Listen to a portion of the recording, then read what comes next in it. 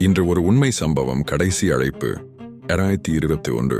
திருவள்ளூர் அருகில் உள்ள ஒரு சிறிய கிராமம். அரவிந்த் ஒரு தனியார் கால் டாக்ஸி ஓட்டுநர்.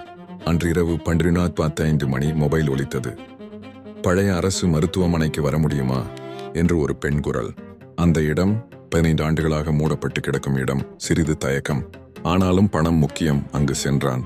மருத்துவமனை வளாகம் முழுக்க புல்லுகள் வளர்ந்து ஜன்னல்கள் உடைந்து சுற்றிலும் மயான அமைதி. அவள் காரில் ஏறினாள். வெள்ளை சாடை, முகம் கண்ணாடி வழியே தெளிவாக தெரியவில்லை. கார் கிளம்பியது.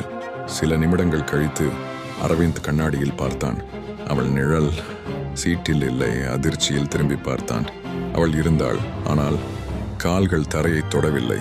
பயத்தில் கார் நின்றது. அவள் மெதுவாக சொன்னாள், "நீ என்னை வீட்டுக்கு கொண்டு போவதில்லை. நீ என்னோட வீட்டுக்கு வந்துட்ட." கார் தானாக ஓட ஆரம்பித்தது. மீட்டர் 0 கிமி. GPS destination reached. அரவிந்த் கத்த முயன்றான், ஆனால் குரல் வரவில்லை. அடுத்த நாள் காலை அந்த பழைய மருத்துவமனை வளாகத்தில் ஒரு கால் டாக்ஸி. டிரைவர் சீட்டில் உயிரில்லா உடல். மொபைலில் கடைசி அழைப்பு நேரம் 20:45 AM. அதற்கு பிறகு அந்த எண்ணிலிருந்து இன்னும் அழைப்புகள் வருகிறது. இது போன்ற தகவல்களை தெரிந்து கொள்ள வீடியோவை சப்ஸ்கிரைப் மற்றும் ஃபாலோ செய்யுங்கள். மற்றொரு வீடியோவில் சந்திப்போம்.